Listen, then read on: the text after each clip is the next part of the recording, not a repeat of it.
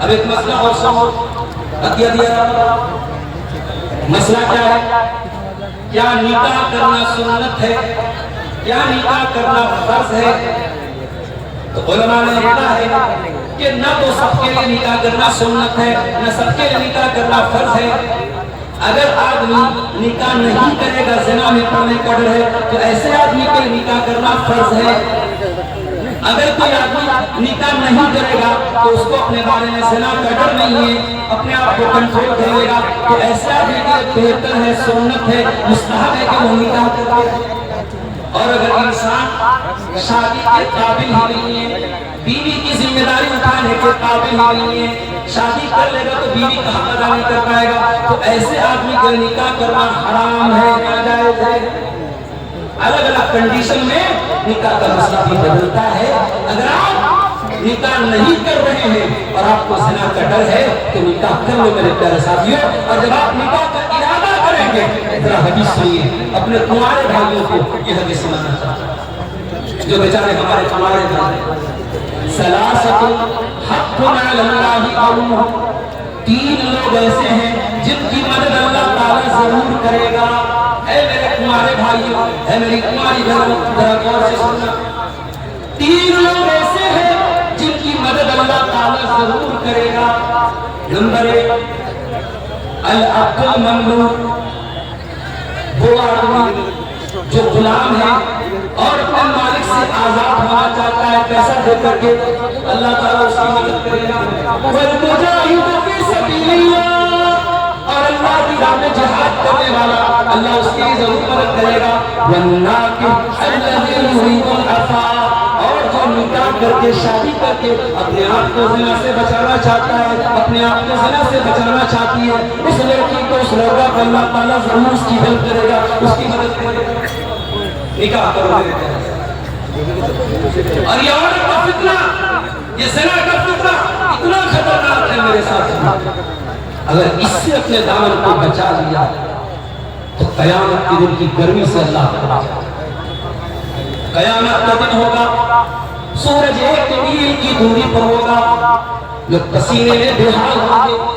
اللہ کے پیارے نبی صلی اللہ علیہ وسلم فرماتے ہیں، سبعۃ یظلهم اللہ فی ظلہ یوم لا ظل الا ظلہ، 7 طریقے کے لوگ ایسے ہیں جن کو اللہ تعالیٰ قیامت میں اپنے عرش کا سایہ دے گا، جس دن کوئی سایہ نہیں ہوگا، کوئی چھایا نہیں ہوگی، کوئی ٹھنڈک نہیں ہوگی۔ ان 7 خوش نصیب بندوں میں ایک وہ بندہ بھی ہوگا، وَرَجُلٌ دَعَتْهُ امْرَأَةٌ ذَاتُ مَنْصَبٍ وَجَمَالٍ فَقَالَ إِنِّي أَخَافُ اللَّهَ، جس کو کوئی خوبصورت اور کوئی پیسے والی اور خوبصورت بھی ہے، پیسے والی، کوئی خوبصورتی کی طرف لوگ اور خوبصورتی کے ساتھ اگر پیسے والی ہو تو سونے پہ سوال ہے۔ بھئی ہماری جو بڑی مائیں جلسے میں آئی ہیں، کیسی بہو تلاش کرتی ہیں؟ لڑکا چاہے افریقہ کے جیسے لڑکی بالکل ان کو ہیروئن جیسی، بالکل پورے ہی جیسی چاہیے، اور اپنے پاس چھوپڑی ہو لیکن لڑکی حویلی والی چاہیے، ہے کہ نہیں؟ تو دولت اور خوبصورتی وہ کمزوری ہے۔ اللہ کے پیارے رسول فرماتے ہیں کہ وہ آدمی جس کو کوئی خوبصورت اور پیسے والی اور گناہ کی دعوتیں، زنا کی دعوتیں، غلط کام کی دعوتیں، ہمارا نوجوان کو انتظار کرتا ہے کسی کا نمبر مل جائے، کسی سے سیٹنگ ہو جائے، سوشل میڈیا پر بڑے بڑے تعلیم والے، نمازی بڑے بڑے سجدے کے نشان والے، 60 سال 50 سال والے بھی لڑکی کی آئی ڈی دیکھ کے بہتر کڑوی ہے بات، مگر سچ ہے آج سوشل میڈیا نے بہت سارے لوگوں کو دل پاتا۔ کتنی لڑکیاں باقاعدہ سوشل میڈیا پہ وہ جو ہے اوپن کرتی ہے کہ فلاں انکل نے بالکل ہمارے باپ کی عمر کے ہیں، 50-60 سال کے ہیں، وہ ہمیں آ کر کے پرائیویٹ میں چیٹنگ کر کے باتیں کریں۔ کیا حالات یہاں تک پہنچ چکے ہیں؟ یاد رکھو قیامت کے دن کی گرمی سے وہی انسان بچے جو عورت کے فتنے سے بچے۔ نبی نے فرمایا خوبصورت عورت بلا رہی ہے، پیسے والی عورت بلا رہی ہے، اور وہ جواب میں کیا کہہ رہا ہے؟ انی اخاف اللہ، میں اللہ سے ڈرتا ہوں۔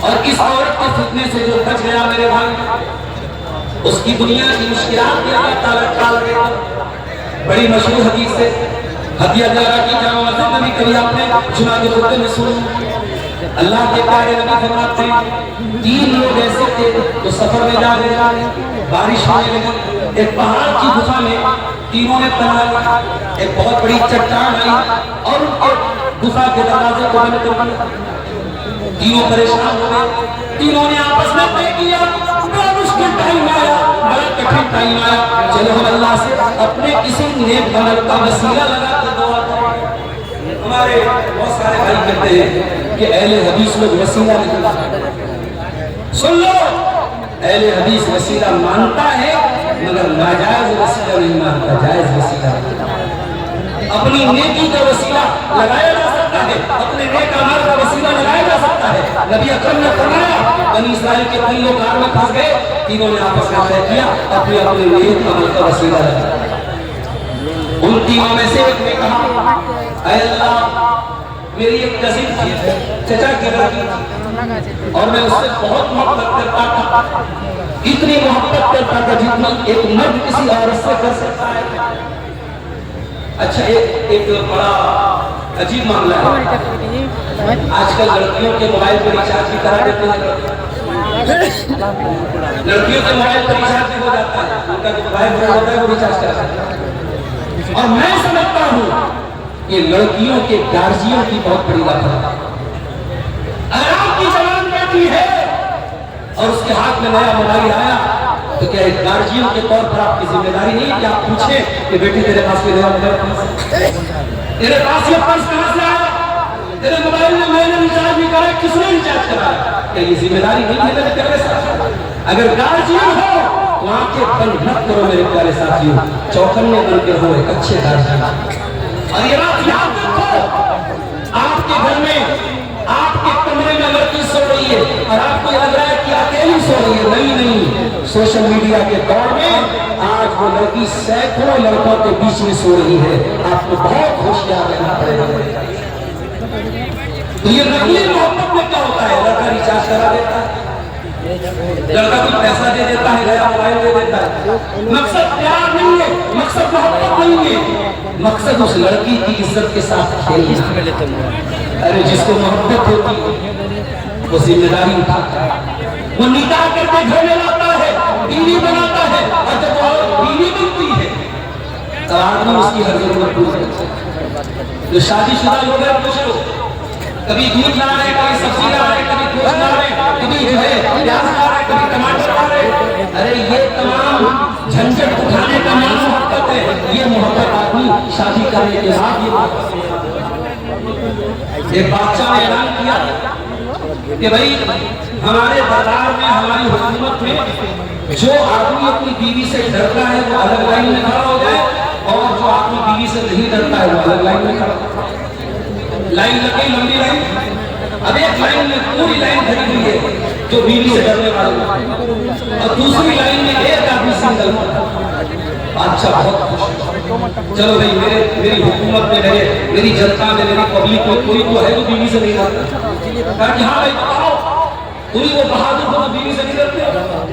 کہا کہ ارے بادشاہ صاحب میری بیوی نے کہا تھا کہ جس لائن میں تم کو کھڑا کرنے کی میری اجازت ہے، اب جب تک بیوی سے پوچھنے تو میں کیسے کر سکتا؟ تو بادشاہ نے کہا کہ میری مہربانی نہیں چکا تم سے ڈرتا ہے۔ وہ محبت یہ ہوتی ہے میرے بھائی، بیوی کا فون آتا ہے آدمی کی آواز پسند، وہ محبت تھوڑی ہے کہ بند کمروں میں کی جائے، جس کو چھپانا پڑے، نام کچھ ہے اور موبائل کا نام کسی اور نمبر کے ساتھ سیو کیا جائے، کوئی چارجنگ سلو کے نام سے موبائل کا نمبر سیو کر رہا ہے، کوئی جو ہے مائی ڈال، مائی سونا، مائی کوئین، مائی راجا، مائی رانی نام سے سیو کر رہا ہے۔ یہ محبت نہیں ہے، یہ محبت کے نام پہ حوث ہے، نشٹ ہے۔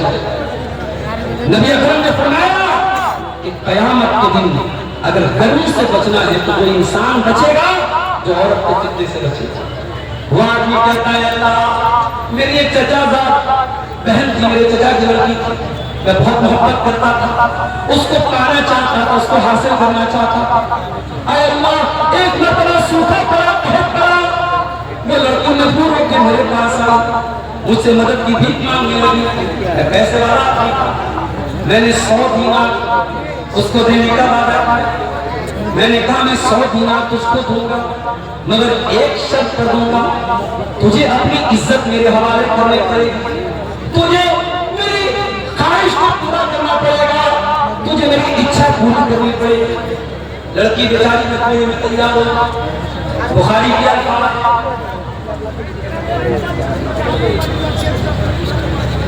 لڑکی بیچاری مکے میں تیار ہو، اور ایتنا کہ وہ لوگا اپنی کزن کے ساتھ زنا کر لے، این موقع پر لڑکی نے کہہ دیا اتق اللہ، اے میرے چچا کے بیٹے اللہ سے وَلَا تَفُزَّ الْخَاتَمَ إِلَّا بِحَقِّهِ، جس چیز کا تجھے ادھیکار نہیں ہے، جس چیز کا تجھے رائٹ نہیں ہے، جس چیز کا تجھے حق نہیں ہے، اس چیز کو یوز مت کر، اس چیز کو استعمال مت کر۔ میں تیری بیوی نہیں ہوں، میں تیرے نکاح میں نہیں ہوں، میرے ساتھ اتنا غلط کام نہیں۔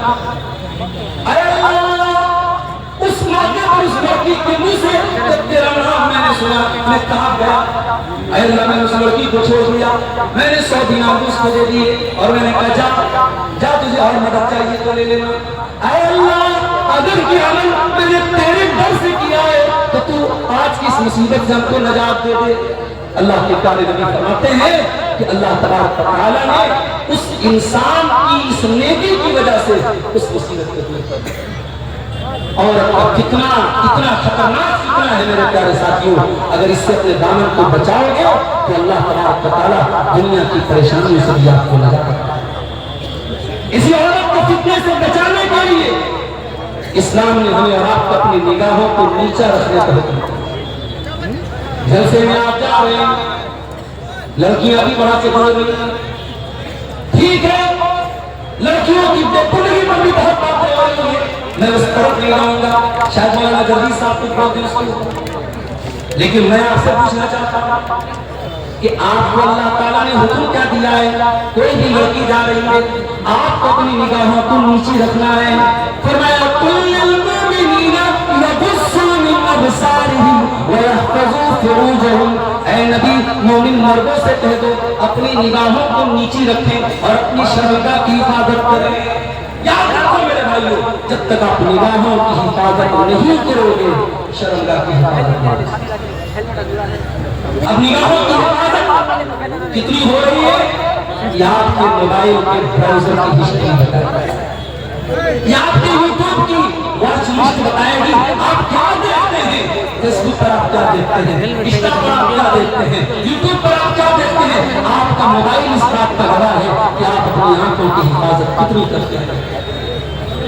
اللہ کے پیارے نبی فرماتے ہیں العینان زناہما النظر، آنکھوں کا زنا یہ ہے کہ غلط چیزوں کو دیکھا جائے، والاذنان زناہما الاستماع، اور کانوں کا زنا یہ ہے کہ گندی چیزیں سنی جائے، گالی گلوچ سنا جائے۔ اسی دہائی یوٹیوب پر چینل چل رہے ہیں، میرے تقریروں کے چینل کی بات ہے کامیڈی چینل، اور مسلمان پر چلا رہے ہیں، اور کامیڈی کے نام پہ اشلیلتا، گالی گلوچ، واہیات چیزیں پیش کرتے ہیں۔ ہمارے یوپی میں سنبھل ایک جگہ ہے، وہاں کی دو لڑکیاں مہک اور پری، وہ انسٹاگرام پر اور یوٹیوب پر گندے کنٹینٹ ڈالتی تھی، پولیس نے بھی ارسٹ کیا۔ ہم کہتے ہیں مسلمانوں پر بڑا ظلم ہو رہا ہے، فلاں ظلم کر رہا ہے، کبھی ہم اپنے گریبانوں میں جھانکے ہم کتنا ظلم کر رہے ہیں، اپنے نفس پر ہم کتنا ظلم کر رہے ہیں، ہم کیوں مروا دیتے ہیں دوسروں کو؟ ہمارا دین تو ہمیں اپنی نگاہوں کی حفاظت کا حکم دیتا ہے، اور ہم بیٹھ کر کے سوشل میڈیا پر اشلیلتا پھیلا رہے، گندگی پھیلا رہے۔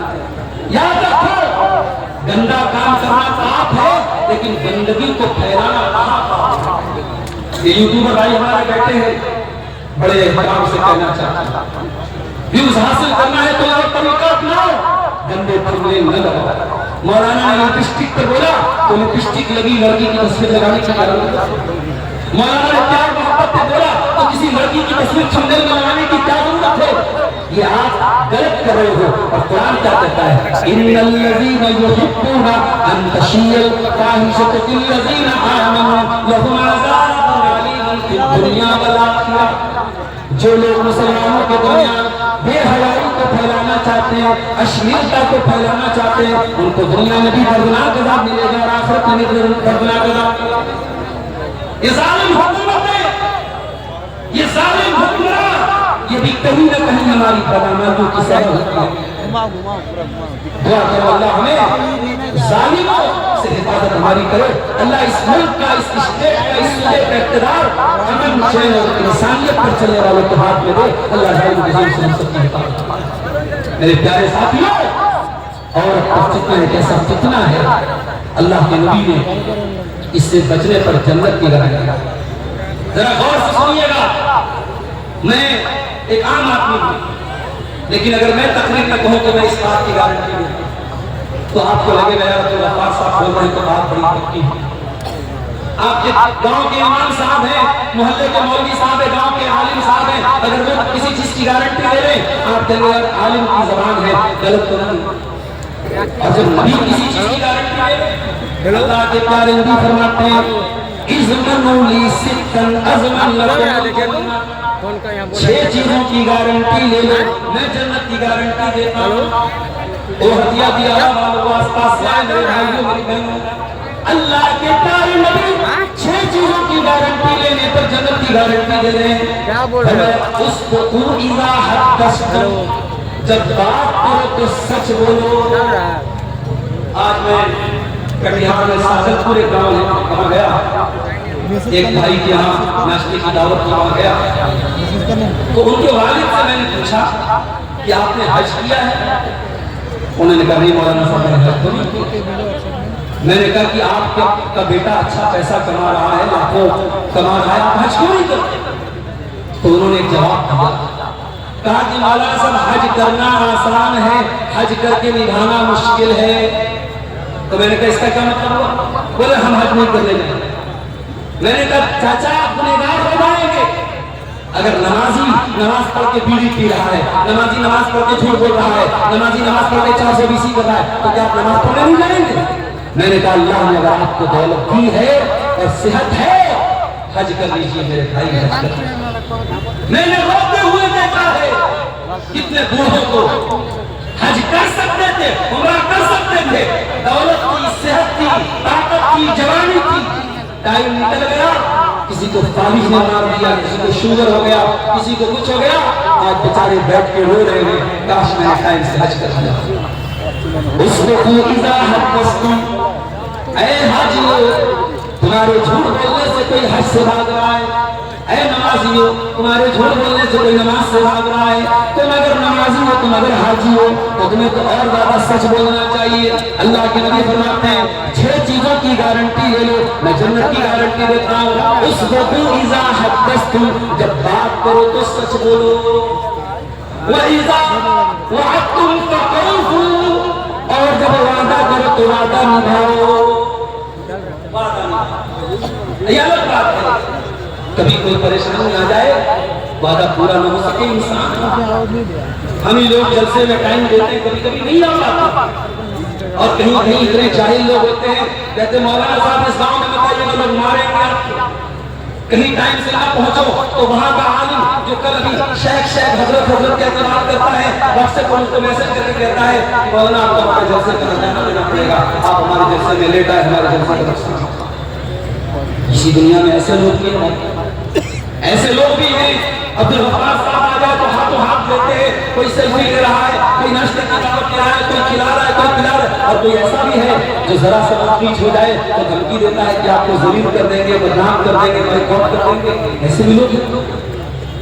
انسان وعدہ کرے تو وعدے کو نبھائے، اور اگر کسی مجبوری کی وجہ سے وعدہ نہیں نبھا پا رہا تو انسان کے ساتھ مجبوری آ سکتی ہے میرے پیارے سے۔ اور تیسری چیز آپ نے فرمایا وَإِذَا تُمِنْتُمْ، اور جب تمہارے پاس امانت رکھی جائے فَأَتُّوا، تو امانت صحیح جگہ دے دو۔ مسجد کے متولی ہو، مسجد کا پیسہ ہے، غلط جگہ یوز نہ کرنا۔ مدرسے کے ناظر ہو، مدرسے کا پیسہ ہے، قوم کی امانت ہے، اپنے ذاتی استعمال میں نہ لانا۔ یتیم کھانا چلا رہے ہو، یتیموں کا پیسہ ہے، اپنے پیٹ میں نہ ڈالنا۔ امانت ہے، مدرسے والوں امانت ہے یہ مدرسے، مسجد والوں امانت ہے یہ مسجد، کہ قوم کی امانت ہے۔ خبردار ایک پیسہ بھی بغیر اجازت کے اور بغیر ادھیکار کے اور بغیر حق کے اپنے اوپر خرچ نہ کرے۔ تین چیزیں ہوتی ہیں۔ جی میں دیکھ رہا ہوں، میں بڑی دیر میں